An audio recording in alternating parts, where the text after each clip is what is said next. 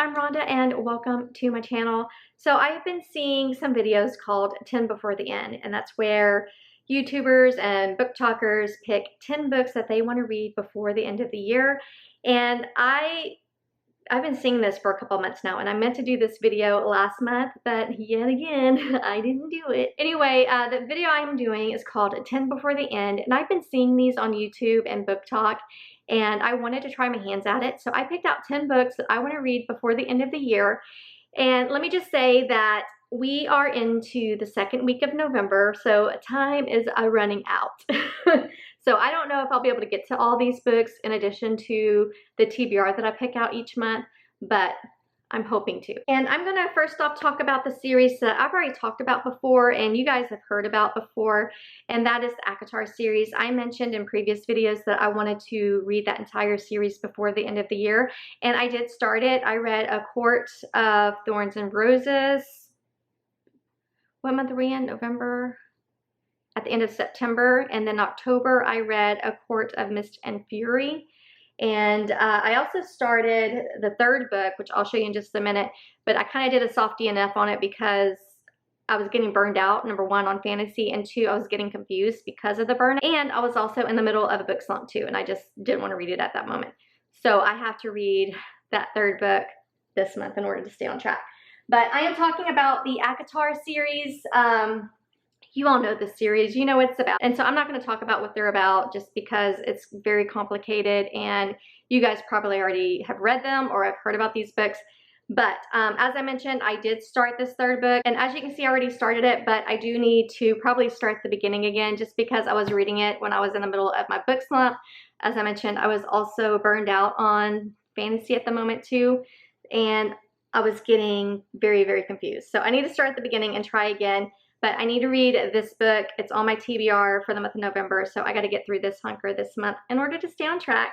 And then hopefully next month I can finish up these last two, and one is fitting for December, and that is A Court of Frost and Starlight. This is the little novella. And then I have A Court of Silver Flames, which is Nesta's story. But I cannot wait to get to this story, and those are the first 3 of the 10 books that I want to read before the end of the year. And book number 4 is Love Light Farms by B.K. Have It Your Way Borison. And I believe this is a small town romance with fake dating. But this is book 1 of a series that all revolves around the same small town. And they have come out seasonally. So this one is set in the winter time around holiday season. And then book 2, I think, is set in the spring. And then the next one in summer. So they each follow a seasonal path. And when I heard about these, I didn't want to read them out of order. So I went ahead and bought them all, as I do. But I held off reading it until I can read this first book at around Christmas time. So that's my plan. I plan to read this next month. But it's about a woman who enters a contest, and she lies on the form and says that she owns this Christmas tree farm with her boyfriend. However, she doesn't have a boyfriend, and she needs to fake date her best friend Luke Peters. So this is a friends to lover and a fake dating trope. So sounds super cute. I've heard great things about this entire series, specifically this book, and I cannot wait to read it this Christmas. Moving right along to book number 5, and that is Wild Eyes by L.C. Silver. This is the second book in the Rose Hill series. For those of you who don't know, L.C. Silver did write Chestnut Springs. That was, I think there's 5 books in that series that she wrote previously, and those are just spicy small town cowboy romances. I did enjoy them. They were a little too spicy for me. I gave that entire series 3 stars, but I definitely saw the appeal of those books with other readers. Just for me, I didn't enjoy the spiciness of them, but I did enjoy the romance. So I wanted to continue reading her books, and I did pick up Wild Love, as I mentioned, and I gave that book 4 stars. I really, really enjoyed it. So Wild Love and Wild Eyes are also small town romances. They are set in the town of Rose Hill. And this book follows Wes, who is the brother of the female main character in Wild Love. And he is a single dad, and he strikes up a friendship and a relationship with Skylar, who is a famous country singer. And it just says, a rugged mountain town seemed like the perfect escape from a life in shambles. But one day she ran full tilt into the world's hottest single dad, and now her plans are ruined. So this is just their story, and it sounded really cute. I've heard amazing things about this one. I've heard people love this even more than the first one, and I truly love the first one. So I cannot wait to read Wild Eyes by Elsie Silver. And then book number 6 is a book that's on my current TBR as well, and that is Divine Rivals by Rebecca Ross. I think everyone has read this but me, but it just says, when two young rival journalists find love through a magical connection, they must face the depths of hell in a war torn between gods to seal their fate forever. From what I know in this book is these two characters don't really like each other, that they work at the same newspaper or something, and one day the main female character is typing a letter to her brother on a typewriter. She sends it off to him and she gets a response, but it's not from her brother, but this guy that she works with who she doesn't like. I think that's what's about. I think that's pretty much what this is about, but it's a fairly short book. I think it's only 300 pages. So, but I've heard everyone loves this one. I've heard the second one is not as good, but this is on my TBR for November. I should hopefully get to it. Book number 6, Divine Rivals by Rebecca Ross. Book number 7 is Tomorrow and Tomorrow and Tomorrow by Gabrielle Zevin. And I got this back in May and I immediately started reading it, but then I had to do a softy enough just because I was reading The Invisible Life of Addie LaRue at the same time, and I really needed to focus on that book so that I can finish it. So I set this aside with the idea of me reading it later. Again, I did not DNF it because I hated it. I just needed to focus on Addie LaRue. Anyway, I think this is a literary fiction novel, and I want to say I read like 100 pages of it and was enjoying it. And I actually do remember everything that I read. What I do know about this book is you are following two people who meet as kids and they bond over video games. And then they lose contact and meet up again at a subway station when they're, I think, in their 20s. And then you're just kind of following their lives from then up until I think they're in their 40s.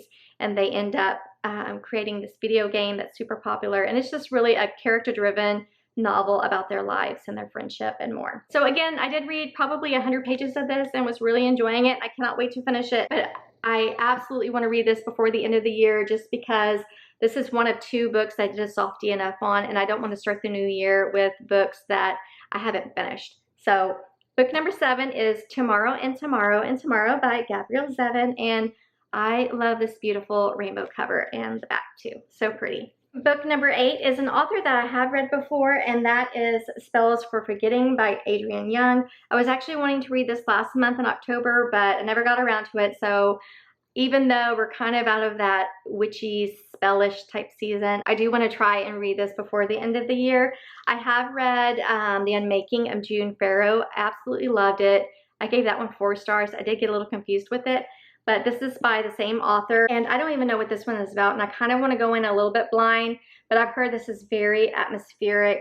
The little blurb says it is a deeply atmospheric story about ancestral magic and an unsolved murder and a second chance at true love. So there's going to be a little bit of a love story. There's going to be this mystery to solve, and magic's involved. So it sounds like something I would enjoy. Like I said, I really wish I could have gotten to this back in October, but I've heard mixed things on this one. I've heard some people really didn't like it as much as June Farrow, but I've heard other people, this is their favorite. But this is another book that I cannot wait to read by the end of 2024. So book number 8 is Spells for Forgiving by Adrienne Young. Book number 9 is a fantasy romance called Fear the Flames by Olivia Rose Darling, and I love that name. That's so sweet.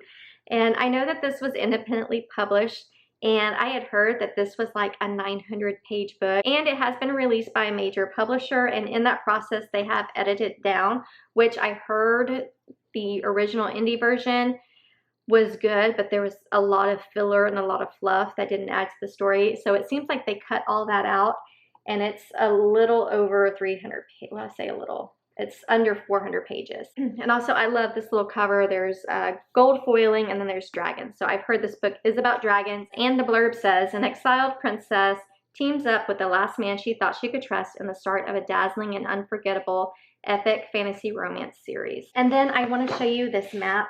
I love this. I wish more publishers would do this, and that is make the map full color so that you could actually read it. The problem I have with the Court of Wings and Ruin is it's in black and white, which is fine, but the type of the different towns is teeny tiny, and even with my reading glasses, I can't read it. But this one is beautiful. There's dragons, it's full color, there's castles, and it's just beautiful. And I can read, even without my glasses, all of the different areas and realms. And then also too, what little I've heard about this, it sounds like a little bit of Game of Thrones, where the main character really relies on her dragons and needs her dragons. And I think even in the beginning of the blurb, it mentions that as a child, she is ripped away from her dragons. And then as an adult, she's trying to find those dragons. So it sounds a little bit like the mother of dragons from Game of Thrones. But book number 9 is Fear the Flames. The last book that I want to read before the end of the year is a book that I actually don't even have yet because it's being released on November 19th. And that is The Songbird and the Heart of Stone by Carissa Broadbent. This is the 3rd book in the Crowns of Nyaxia series. For those of you who aren't familiar with that series, it is a vampire fantasy romance that I highly recommend. It's been described as the Hunger Games, but with vampires, and I absolutely agree with that. But I have read the entire series so far. It is going to be a series of 6 books, and they're going to be made up of duologies with, I think, 3 little novellas. And the first duology, you're following Uriah and Rain, and that's these 3 books. It's The Serpent and the Wings of the Night, which is this one.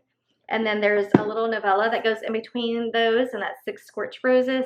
I absolutely adored this book. It was so good. I'm so glad I read it.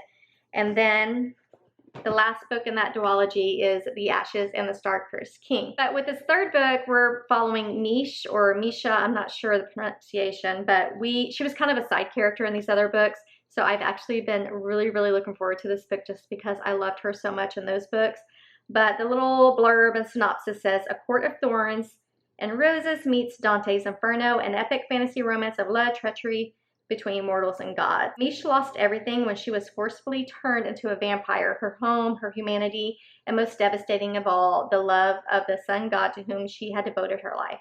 Now sentenced to death for murdering the vampire prince who turned her, redemption feels impossible. So that's what this one is about. This story was a little bit introduced with the last book in the duology. So like I said, I've been looking forward to it. I really love this series so far, and I cannot wait to read that book, and I definitely will probably read it as soon as I can get my hands on it. But these are the 10 books that I hope to read before the end of 2024.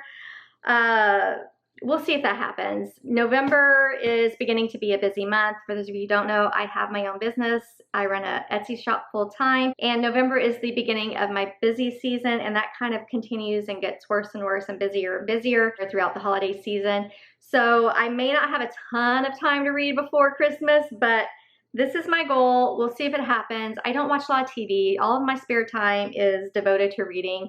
So hopefully, fingers crossed, I can get through all of these. But if you're still with me, please let me know if you've read any of these books, and let me know your thoughts and opinions.